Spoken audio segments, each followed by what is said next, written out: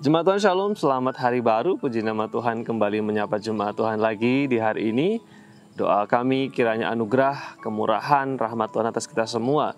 Percaya bahwa Tuhan ada bersama-sama dengan kita dan tidak meninggalkan kita dalam setiap pergumulan, dalam setiap perjuangan, di dalam setiap medan gumul kita masing-masing. Melanjutkan renungan kita yang sudah kita mulai beberapa hari yang lalu berkaitan dengan gereja atau jemaat yang kuat. Kita belajar dari jemaat Antiokhia yang pada waktu itu menjadi epicentrum atau pusat kekristenan dan juga menjadi epicentrum atau pusat pekerjaan misi gereja mula-mula. Izinkan saya membaca Kisah Para Rasul pasal yang ke-13 dan saya akan bacakan 2 ayat untuk Bapak Ibu, ayat 2 dan ayat yang ketiga. Demikian firman Tuhan. Pada suatu hari ketika mereka beribadah kepada Tuhan dan berpuasa, berkatalah Roh Kudus, "Khususkanlah Barnabas dan Saulus bagiku untuk tugas yang telah kutentukan bagi mereka." Maka berpuasa dan berdoalah mereka, dan setelah meletakkan tangan ke atas kedua orang itu, mereka membiarkan keduanya pergi. Demikian firman Tuhan, Bapak Ibu dan saudara semua.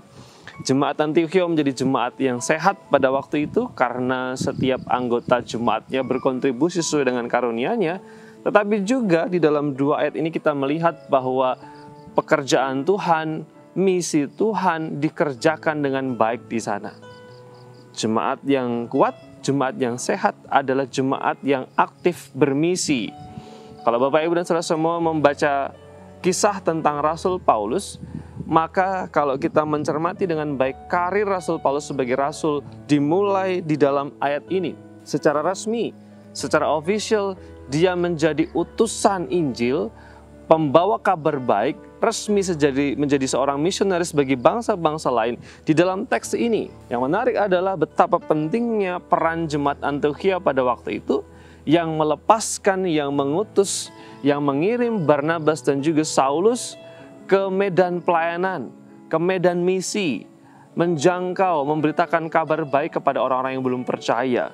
Gereja yang sehat adalah gereja yang aktif di dalam misi, gereja yang bermisi. Di dalam konteks keyakinan kita bahwa orang percaya dipanggil bukan hanya untuk menikmati keselamatan, tetapi juga mengabarkan keselamatan itu kepada orang lain yang belum percaya, sehingga orang lain juga menikmati kasih karunia seperti yang kita nikmati. Gereja Tuhan yang sehat bukan hanya seperti gudang garam sehingga menjadi asin di dalam, tetapi garamnya harus ditabur di luar sehingga dunia luar juga menikmati rasa asin yang Tuhan percayakan kepada kita. Gereja yang sehat adalah gereja yang mencari cara sedemikian rupa supaya pekerjaan Tuhan, supaya misi Tuhan dijalankan. Ada berbagai cara di dalam konteks berjemaat Bapak Ibu dan saudara semua untuk terlibat di dalam misi. Tentu saja yang pertama, perlu ada orang yang mendoakan para misi, orang yang mendoakan para hamba Tuhan. Ketika kita mengambil bagian di dalam doa, itu adalah cara kita bermisi yang paling sederhana. Kemudian bisa juga kita mendukung, memberikan support, memberikan topangan kepada para misionaris atau hamba Tuhan atau orang-orang yang bertugas melayani di medan layan mereka masing-masing. Support dengan doa, support dengan penguatan kata-kata kita, tetapi juga support dengan persembahan khusus, persembahan misi kita. Lalu kemudian juga bermisi bisa dilakukan dengan cara, kalau Bapak Ibu dan saudara semua memang punya panggilan, di dalam panggilan ini Bapak Ibu bisa terlibat secara langsung menjadi utusan. Hal ini bisa secara formal, Bapak Ibu misalnya pergi ke sekolah teologi atau bergabung menjadi hamba Tuhan lintas budaya, tetapi juga di dalam kehidupan kita sehari-hari kita bisa menjadi saksi di sekolah kita, di kantor kita, di kampus kita, di lingkungan kita terlibat secara aktif di dalam bermisi. Inilah ciri kedua gereja yang sehat, jemaat yang sehat. Jemaat yang aktif terlibat berkontribusi sesuai dengan talenta dan karunia, tetapi juga jemaat yang aktif di dalam bermisi.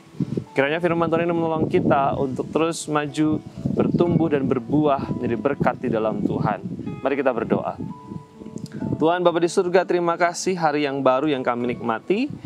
Anugerah, pertolongan dan penyertaan Tuhan kiranya atas kami semua. Mengucap syukur karena Tuhan baik, sehingga gereja mula-mula menjadi gereja yang bermisi, sehingga banyak orang dijangkau diturunkan iman itu dari generasi ke generasi, bahkan pada generasi kami. Biarlah kami terus melanjutkan misi itu dan tidak berhenti kepada kami saja. Di dalam nama Yesus kami bersyukur dan berdoa serta menyerahkan kehidupan kami di sepanjang hari ini. Amin.